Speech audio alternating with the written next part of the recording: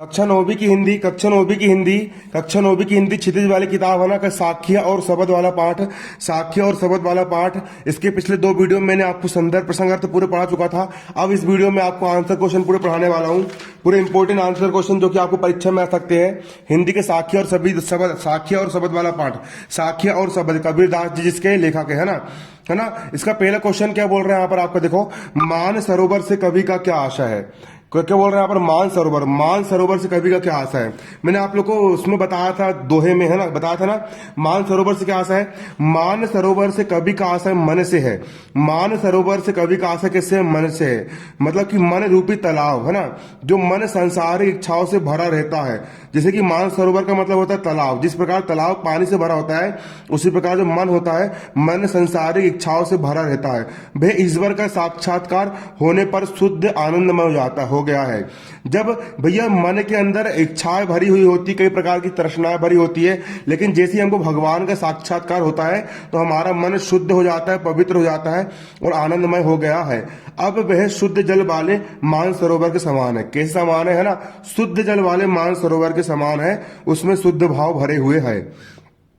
मन में क्या भरे हुए, शुद्ध भाव भरे हुए है।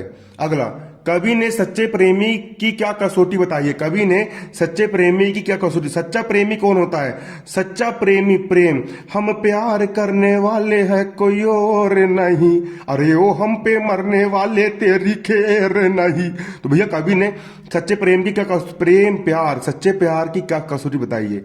कवि के अनुसार सच्चा प्रेमी, सच्चा प्यार करने वाला, ट्रू लव करने वाला वह है जो शुद्ध हृदय से, पवित्र हृदय से परमात्मा से प्रेम करता है। लड़की में समझ लेना भाई, हमारो परमात्मा से प्रेम करता है। कवि के अनुसार सच्चा प्रेमी वह है जो शुद्ध हृदय से परमात्मा को प्रेम करता है, भगवान को, ईश्वर को प्रेम करता है ना। कवि के अनुसार सच्चा प्रेमी वह है जो शुद्ध हृदय से परमात्मा को प्रेम करता है, शुद्ध हृदय से प्रेम करता है, सच्चे दिल से प्यार करता है परमात्मा से। सच्चे प्रेमी से मिलने पर हृदय का छल कपट नष्ट हो जाता है। जो सही मायने भगवान से प्यार कर रहा है, जो भगवान का भक्त होता है, जब उस सच्चे प्रेमी से जब आप मिलोगे ना तो हृदय का छल कपट सब आपको नष्ट हो जाएगा। सच्चे प्रेम की यही कसौटी है। मतलब प्रेम में स्वार्थ, छल कपट है ना, ये सारी चीज बिल्कुल नहीं होती। उसको हम सच्चा प्रेमी कहते हैं, है ना। सच्चा प्रेमी मतलब कि बिना स्वार्थ किसी से प्यार करना, उसको सच्चा प्रेमी बोलते हैं, है ना। सच्चे प्रेमी के मिलने पर हृदय का छल कपट सब क्या हो जाता है, नष्ट हो जाता है। सच्चे प्रेमी की यही कसौटी है। अगला यहां पर आपका तीसरे दोहे में कवि ने किस प्रकार के ज्ञान को महत्व दिया है। इस दोहे में कवि ने विवाद रहित ज्ञान को महत्व दिया। मतलब वाद विवाद नहीं, है ना, फालतू का बिल्कुल बहसबाजी मुंहचबरी नहीं, वाद विवाद रहित ज्ञान को महत्व दिया है। संसारिक विवादों से मुक्त रहकर ज्ञान प्राप्त करना ही श्रेष्ठकर है। संसारिक विवाद को कबीरदास जी ने बोले कि पूरा संसार कुत्ते के समान है, हर समय विवाद करते रहता है। उन विवादों से मुक्त रहकर ज्ञान प्राप्त करते रहो, यही श्रेष्ठकर है ना। संसारिक विवादों से मुक्त रहकर ज्ञान प्राप्त करना ही क्या होता है, श्रेष्ठकर होता है। क्या होता है, श्रेष्ठकर होता है। अगला क्वेश्चन यहाँ पर आपका ये, इस संसार में सच्चा संत कौन कहलाता है। इस संसार में सच्चा संत कौन कहलाता है, कौन है सच्चा संत। इस संसार में सच्चा संत कौन कहलाता है। इस संसार में सच्चा संत कौन कहलाता है। तो देखो पक्ष विपक्ष के भेद से दूर रहकर, पक्ष विपक्ष संत कौन है, जो ना पक्ष कर रहे ना विपक्ष कर रहे, पक्ष विपक्ष के भेद से दूर रहकर निरपेक्ष भाव से जो ईश्वर का स्मरण करता है, जो ना पक्ष करे ना विपक्ष करे, पक्ष विपक्ष के भेद से दूर रहकर जो निरपेक्ष भाव से ईश्वर का स्मरण करता है, भाई सच्चा संत कहलाता है। भाई क्या कहलाता है, सच्चा संत कहलाता है। अगला क्वेश्चन, अंतिम 2 दोहे के माध्यम से कबीर ने किस तरह की संकीर्णताओं का संकेत किया है। अंतिम 2 दोहे के माध्यम से, देखो लास्ट के 2 दोहे के माध्यम से, इन दोहे के माध्यम से कबीर ने धार्मिक और वर्गगत संकीर्णताओं की ओर दिया है। उन्होंने धर्म और उच्च वर्ग निम्न वर्ग के कारण समाज की हानि होती उसकी ओर ध्यान दिलाया है। कबीरदास जी ने बोले थे हिंदू मुसलमान के बारे में, हिंदू मुसलमान लोग धर्म के नाम पे लड़ाई लड़ते रहते और एक दूसरे को मारते काटते रहते हैं, ये सारी चीजें गलत है ना। धर्म के बारे में बताया था। और उच्च वर्ग निम्न वर्ग के, उच्च वर्ग के लोग अपने आप को उच्च समझते और नीचे को, निम्न वर्ग के लोग को शोषण करते हैं, इसके बारे में भी उन्होंने बताया था।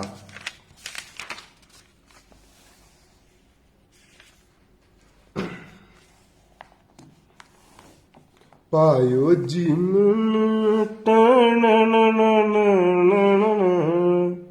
अगला क्या देखिए, किसी भी व्यक्ति की पहचान उसके कुल से होती है, उसके कर्मों से, है ना। तर्क सही दीजिए। मैंने आपको पूरा समझाया हूं दोहे में, है ना। वो दोहे वाला वीडियो देख लेना बच्चों, उसको समझ लोगे ना तो आंसर क्वेश्चन अगर पेपर में कल बना करके पूछेगा तो आपसे बन जाएंगे, है ना। देखिए, किसी भी व्यक्ति के बड़प्पन की पहचान उसके कुल से ना होकर उसके कार्यों से होती है। अब कोई इंसान है, अच्छे बड़े कुल, अच्छे बड़े खानदान में, अच्छे बड़े परिवार में जन्म ले लिया, लेकिन करनी साले की कोड़ी की नहीं है ना, करनी उसकी कोड़ी की नहीं है ना, तो भैया वो इंसान महान बन पाएगा कि नहीं बन पाएगा, समझ में आ रहा है ना। कोई भी व्यक्ति का बड़प्पन उसकी पहचान उसके कुल, उसके खानदान से ना होकर उसके कार्यों से होती है, उसके कर्म से होती है। यदि कोई व्यक्ति ऊंचे कुल में पैदा हो और उसका कार्य नीच हो तो उसको उच्च कुलीन नहीं मान सकते। और कई बार ऐसा भी होता है कि कोई व्यक्ति निम्न कुल में पैदा होता है ना, निम्न कुल में पैदा होकर भी महान कार्य करता है ना। निम्न कुल में मतलब कि नीचे कुल में पैदा होता है और महान कार्य करता है, तो उसको निम्न कैसे बोल सकते हैं। इस प्रकार व्यक्ति के कुल का महत्व न होकर उसके कार्यों का महत्व होता है। इसलिए कर्म से व्यक्ति की पूजा होती है। अच्छे काम करोगे, आप भले किसी भी परिवार में पैदा हुए हो, यदि आप अच्छे काम करोगे तो अच्छे कहलाओगे और बेकार काम करोगे तो आप बेकार कहलाओगे। अगला यहां पर आपको काव्य सुंदर स्पष्ट कीजिए। हस्ती चढ़िए ज्ञान को सहज दुलीचा डारी, स्वान रूप संसार है भूकन दे झकमारी। हस्ती चढ़िए ज्ञान की आप हमें सहज दुलीचा डारी, सहज दुलीचा डारी मतलब दुलीचा डाल करके, आसन डाल करके आप अपने ज्ञान को प्राप्त करते रहिए, है ना। हमेशा अपने ज्ञान को ज्ञान बढ़ाते रहिए। स्वान का मतलब कुत्ता, रूप संसार, संसार कुत्ते के समान है, वो हमेशा तुम्हारे पीछे भोगते रहेगा, है ना। तो देखो, इस दोहे में ज्ञान की साधना का परामर्श दिया गया है एवं संसारिक विवादों को महत्वहीन बताया गया है। इसकी भाषा मिश्रित है, अनुप्रास अलंकार और दोहे का यहाँ पर क्या है, इसमें शांत रस यहाँ पर दिया गया है। क्लियर है? हाँ, देखिए अगला आंसर क्वेश्चन, शब्द की भी आंसर क्वेश्चन देख ही लीजिए। अगला क्वेश्चन यहाँ पर आपका ये है, मनुष्य ईश्वर को कहाँ ढूंढता फिरता भैया। इंसान भगवान को, जबकि भगवान खुद इंसान के मन के अंदर है, मन के अंदर भगवान है, कण कण में भगवान है। और इंसान कहाँ ढूंढते रहता है? मनुष्य ईश्वर को मंदिर मस्जिद में ढूंढते रहता है। वे समझता है कि धार्मिक क्रिया, कर्म, योग, वैराग्य आदि से भगवान मिल जाएंगे, है ना। और इन्हीं चक्करों में पड़ा रहता है, जबकि भगवान तो स्वयं मन के अंदर होते हैं। ऐसा कौन बोल रहा है? कबीरदास जी बोल रहे हैं। अगला, कबीर ने ईश्वर प्राप्ति के लिए किन प्रचलित विश्वासों का खंडन किया है? भगवान को प्राप्त करने के जो प्रचलित विश्वास है, कौन से इनका खंडन किया है? कबीर ने ईश्वर प्राप्ति के लिए की जाने वाली मंदिर की प्रचलित पूजा आदि और मस्जिद में नमाज पढ़ने आदि का खंडन किया है। कबीरदास जी बोलते कि मंदिर में पूजा मत करो, मस्जिद में नमाज मत पढ़ो, बल्कि अपने मन के अंदर झांको, ऐसा बोलता है कबीरदास जी बोलते हैं ना। उन्होंने तीर्थ यात्राओं का खंडन किया है। तीर्थ यात्राओं का क्या किया है? खंडन किया है। वे विभिन्न प्रकार की क्रियाकर्म और योग वैराग्य आदि का भी खंडन करते हैं। मतलब नास्तिक ना, वो प्रकृति में ईश्वर ढूंढते हैं ना, ऐसे है वो कबीरदास जी। अगला कबीर ने ईश्वर को सब श्वासों की श्वास में क्यों कहा है? कबीर संसार के कण कण में व्याप्त है। कबीर जी कहते हैं कि ईश्वर जो होता है, जो भगवान जो होता है, वो संसार के कण कण में व्याप्त है। वे हर प्राणी की श्वासों में समाया हुआ है, इसलिए कबीर ने ईश्वर को सब श्वासों की श्वास में कहा हुआ है। कबीरदास जी बोलते भगवान मंदिर मस्जिद में नहीं मिलेगा, हर इंसान के अंदर खुद मिल जाएगा। अगला क्वेश्चन यहां पर यह है, कबीर ने ज्ञान के आगमन की तुलना सामान्य हवा से न कर आंधी से क्यों की है ना। कबीर ने ज्ञान की तुलना आंधी से करी है, आंधी तूफान से करी है, हवा से क्यों नहीं करी? सामान्य हवा से छान छप्पर नहीं गिरते। अगर सीधी हवा चल रही है ना तो छान छप्पर नहीं गिरने वाले, ये आंधी आने पर ही गिरते। जब आंधी आती है तो भैया छान छप्पर सब गिर जाते हैं। इसीलिए कबीर ने ज्ञान प्राप्ति की तुलना सामान्य हवा से ना करके आंधी से की है। कबीर ने ज्ञान प्राप्ति की तुलना सामान्य हवा से नहीं की है, बल्कि किससे की है? आंधी से की है। ज्ञान के झोंके, किसके झोंके भैया? ज्ञान के झोंके आंधी के झोंकों की तरह अज्ञान को नष्ट कर देते हैं। जिस प्रकार आंधी का झोंका आता है तो झोपड़पट्टी नष्ट हो जाती है ना, उसी प्रकार जब ज्ञान का झोंका आता है ना तो अंधकार नष्ट हो जाता है, मोह माया सब नष्ट हो जाती है, मोह माया भागते हैं, प्रेम जल की वर्षा होती है और शांति प्रदान करते हैं।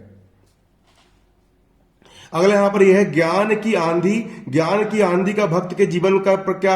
अरे जब ज्ञान की आंधी आती है, जब इंसान को ज्ञान हो जाता है, सच्चा ज्ञान हो जाता है, ज्ञान की आंधी का भक्त के जीवन पर क्या प्रभाव पड़ता है।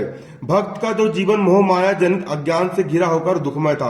पहले भक्त का जीवन मोह माया, हाय मेरा लड़का, हाय मेरी लड़की, हाय मेरी लुगाई, है ना, इस प्रकार से बुरी मोह माया में बंधा हुआ था।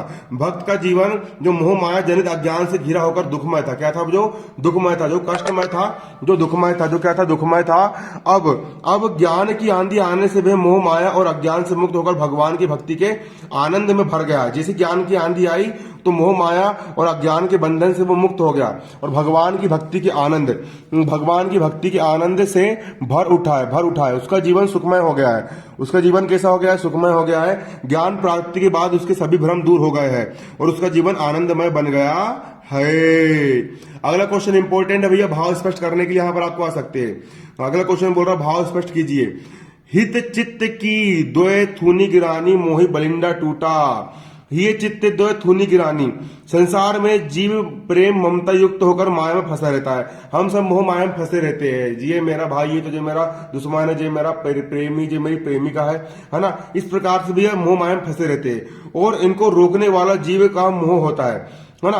इस कारण इस संसार के कष्टों में फंसा रहता है। जब जीव को ज्ञान का प्राप्त हो जाता है, समझ में आ जाता है कि भैया कोई किसी का नहीं है, तो उसके अंदर के प्रेम ममता भाषा मोह आदि सब समाप्त हो जाता है और फिर जीवन में सुख का अनुभव करता है। अगला यहां पर क्या है? आंधी पीछे जो जल बूठा प्रेम हरि जन भीना। आंधी पीछे जो जल बूठा प्रेम हरि जन भीना।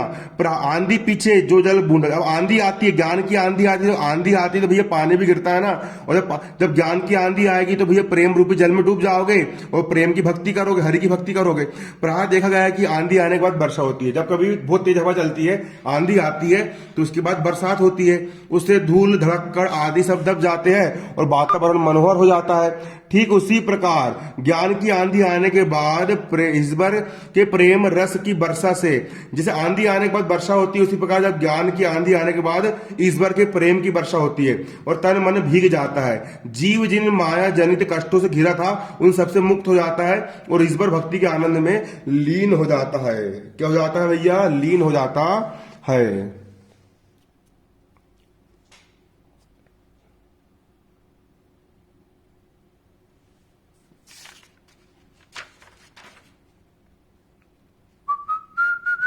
बाकी आप पढ़ लेना बच्चों। पापा पापा पापा समझ लो यार, इसको समझ लो। देखो ना, रचना और अभिव्यक्ति। संकलित साखी और पदों के आधार पर कबीर के धार्मिक और सद्भाव संबंधी विचारों पर प्रकाश डालिए। तो कबीर जो थे ना, कबीर जो थे वो क्या थे? निश्चल थे, उदार और निर्भीक संत थे। किसी से डरते नहीं थे। मुसलमान के मुंह पे जाके बोलते थे कि भैया तुम क्या पगलाई कर रहे हो, और पंडित के मुंह पे जाके बोलते थे। वे हिंदू मुस्लिम आदि सभी एकता की एकदम विश्वास रखते थे। बोलते हिंदू मुसलमान लड़ाई ना करे, बल्कि सभी कैसे रहे? साथ साथ रहे। हिंदू मुस्लिम आदि सभी की एकता में विश्वास रखते थे। उनके लिए राम अथवा रहीम में किसी प्रकार का भेदभाव नहीं था। वे धार्मिक आडंबर पाखंड के घोर विरोधी थे, है ना, पाखंड के विरोधी थे। उनके काव्य में ईश्वर प्रेम मुक्तावस्था ज्ञान वैराग्य साधु महिमा आदि की अभिव्यक्ति हुई है। वे सभी को समान मानते थे। वे ऊंच नीच छोटे बड़े आदि के भेद को नहीं मानते। सब बोलते थे हर इंसान कैसा है? एक जैसा है, ऊंच नीच कुछ नहीं होता है। वे कर्म के आधार पर व्यक्ति की महत्व स्वीकार करते थे। जो अच्छा काम करेगा वो महान रहेगा। भले ही खानदान देख के मतलब कि वो काम नहीं करते थे, कर्म देख करके व्यक्ति के महत्व को स्वीकार करते थे। कबीर के अनुसार भगवान हर श्वास में विद्वान है। उन्हें खोजने के लिए बाहर भटकने की आवश्यकता नहीं है। वे मानते हैं कि जीव सहज साधना के द्वारा ज्ञान प्राप्त कर परमात्मा का साक्षात्कार कर सकता है। ईश्वर कण कण में है, ज्ञान के द्वारा उसको प्राप्त किया जा सकता है। तत्सम तद्भव शब्द इंपॉर्टेंट है भैया, पेपर में आते हैं। देखो, तत्सम रूप लिखिए। पखा तद्भव किसको बोलते हैं? तद्भव शब्द एक दो देहाती शब्द होते हैं ना, है ना, उसको हम तद्भव बोलते हैं। और जो हिंदी वाले शब्द होते हैं उसको हम तत्सम बोलते हैं। पखा पखी, पखा पखी का तत्सम हो जाएगा पक्ष विपक्ष। अनत, अनत अनत का अनत तद्भव है, इसका तत्सम हो जाएगा अन्यत्र। जोग का हो जाएगा योग, जुगति का हो जाएगा युक्ति। वैराग का हो जाएगा वैराग्य, निरपक्ष हो जाएगा निष्पक्ष। धन्यवाद, जय हिंद, जय भारत। अगला पाठ जल्द ही।